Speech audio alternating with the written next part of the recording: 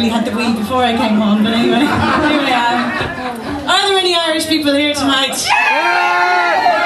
Yay! Were you all out last week drinking for St. Patrick? Yes! This time last week I was raising a glass for St. Patrick. And I have to say, St. Patrick is my favourite saint. Now, I'm not just saying that because I'm Irish, he genuinely is my favourite saint. Because let's face it, all the other saints are shite. Saint Anthony, a hermit monk from France, boring. Saint Francis, lived in Italy, nice to animals, boring. Saint Peter, died for Christ, boring, boring, boring. Saint Patrick was different, because Saint Patrick, he travelled the length and breadth of Ireland. And he told the Irish people the good news, that the true path to salvation was to get absolutely and utterly shit-faced. He had a great time in Ireland, he went around buying everybody pints. And they loved him and he loved it, and he thought, you know what, I want to be patron saint of this country. So he phoned up his mate, St. George. And St. George said, hey, because St. George is from Merseyside. So St. George said, hey, it's dead easy, mate. You just tell them that you killed a dragon and they make you the patron saint. St. Patrick said, no way.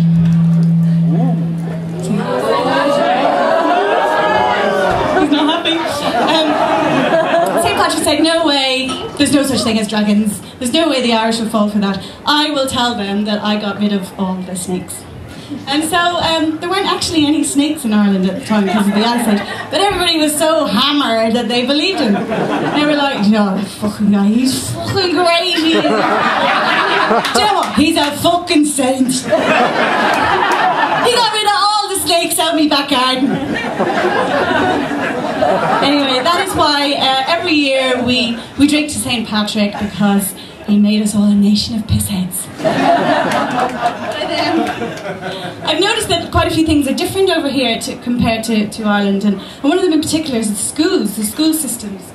I don't know, you have state schools and you have comprehensive schools, and then you have private schools and public schools, which are the same thing but with opposite names, and then you have grammar schools, which are for the kids who are really good at sums but have terrible syntax. When I grew up, you had big school when you were big, and before that you had little school. And all the schools were run by nuns. And the nuns were brilliant.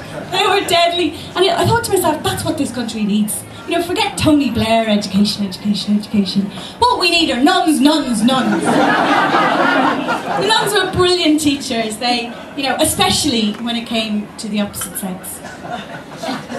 They used to say to us, girls, you'll meet a boy at a dance. And he'll ask to walk you home. And then you'll get to the house.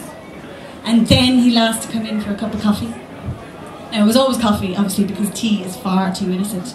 Coffee is the devil's drink. The liquid of Lucifer. The beverage of Beelzebub. Sorry, my nun just turned into Ian Paisley there. Do you know what happened? So where was I? All right, so you're outside the house, and then you'll make him the cup of coffee, and then he'll drink it, and then he'll touch your private parts. It's true. And these days, it amazes me, those filthy, dirty perverts are hanging out bold as brass in Starbucks with their soy lattes, itching for private parts to touch. But the one thing I didn't like about being taught by nuns was the pressure to become one. You know, you'd hear them in the corridor as you were wandering around, and they go, look at her, wouldn't she make a lovely nun? And they used to talk about, you know, the vocation, getting the vocation from God, and you get the call from God. And if you got the call, you had to follow the call. Because if you didn't follow the call, you'd be going against God's will, and your life would be miserable. So these are your choices. You're like, life of misery, become a nun. Life of misery, become a nun.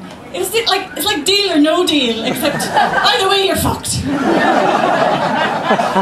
I used to lie awake nights praying to God, praying, please God, please God, please don't let me get the call. I promise I won't be a slapper when I grow up. Please don't let me get the call.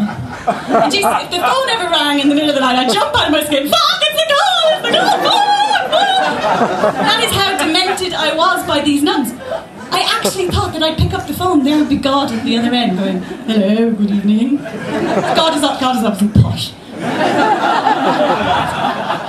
So anyway, thing is, I might as well have bloody become a nun, the way my love life is going. Is it me, or is everyone having sex at the moment? Like, John Terry, Tiger Woods, even David Cameron, Jesus. Feels like everyone in the world is having sex except me. Thanks. I mean, Madge hasn't had sex since Michael Jackson died. I haven't had sex since Thriller.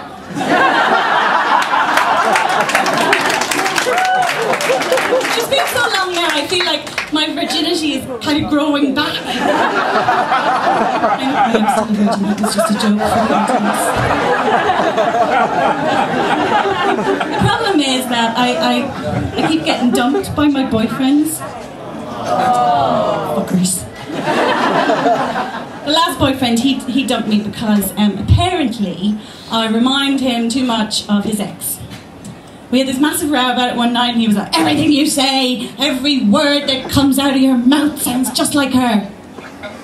And I said, Ashley, we've got to fight for this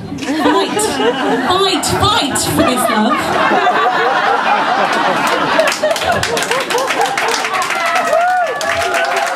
I'm not finished yet. And then another one, he dumped me because I was no good at talking dirty in the bedroom. He'd say, hey baby. He was an Elvis impersonator. He'd say, hey baby, have you been a bad girl? And I'd say, yes, I've been a very bad girl. Anyway, I have met somebody nice recently. And he seems like a really nice guy, actually. He's been wooing me for a couple of weeks. Keeps coming up behind me going, woo, woo. Honestly, if you stuck a white sheet on that man, he'd be the ghost from Scooby-Doo. Woo, woo. So aside from that little bit of weirdness, he seems really nice. He's really generous, you know. He insists on paying for everything. Do you know, the other night he bought me 9 pints of lager. What a catch. He didn't try any of that dirty coffee business either. Not that I can remember. So anyway, I'm really, really very positive about this, and I'm sure it'll be more than just a temporary thing. And so naturally, I've already signed us up for couples counselling. So, ladies and gentlemen, I hope you wish me luck with it. Thank you.